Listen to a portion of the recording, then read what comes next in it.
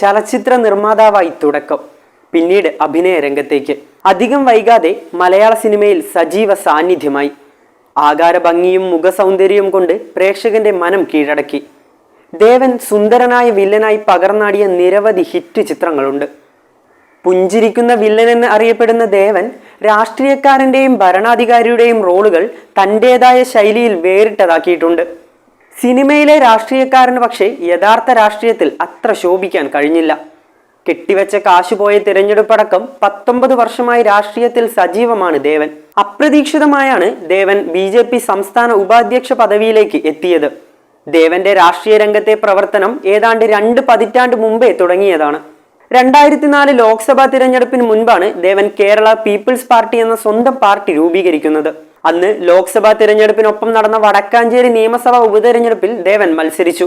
വളരെ രാഷ്ട്രീയ പ്രാധാന്യമുള്ള തെരഞ്ഞെടുപ്പായിരുന്നു വടക്കാഞ്ചേരിയിലേത്. KPCC അധ്യക്ഷ സ്ഥാനം ഒഴിഞ്ഞ് AK ആന്റണി മന്ത്രിസഭയിൽ നിന്ന് വൈദ്യുതി മന്ത്രിയായി എത്തിയ K മുരളീധരന് ജീവൻ മരണ പോരാട്ടമായിരുന്നു അത്. ഈ തിരഞ്ഞെടുപ്പിൽ K മുരളീധരൻ തോൽക്കുകയാണ് ഉണ്ടായത്. പകരം CPMന്റെ AC മൊയ്തീൻ ജയിച്ചു. അന്ന് 10 സ്ഥാനാർത്ഥികളാണ് മത്സര രംഗത്തുണ്ടായിരുന്നത്. അതിൽ 6ാം സ്ഥാനത്തായിരുന്നു ദേവൻ. ദേവന് ലഭിച്ച വോട്ട് 965.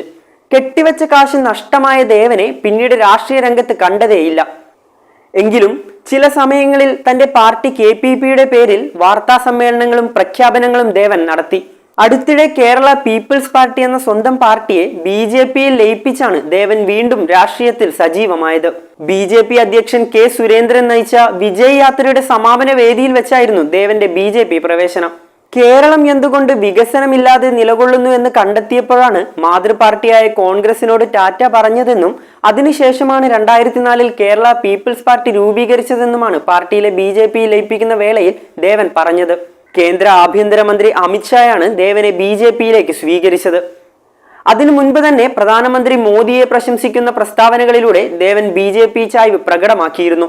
പിന്നാലെയാണ് BJP ഉപാധ്യക്ഷ സ്ഥാനത്തേക്കുള്ള ദേവന്റെ കുതിപ്പ്. BJP കൊടി പിടിച്ച സിനിമാക്കാരായ രാജസേനനും ഭീമൻ രഘുവും പിന്നീട് ചെങ്കൊടിയേന്തി. സുരേഷ് ഗോപി മാത്രമാണ് BJPയിൽ ഉറച്ചു നിൽക്കുന്നത്. BJPയെ കേരളത്തിൽ രക്ഷിക്കാൻ താരങ്ങളുടെ സാന്നിധ്യത്തിന് കഴിയുമോ എന്ന് കണ്ടറിയണം.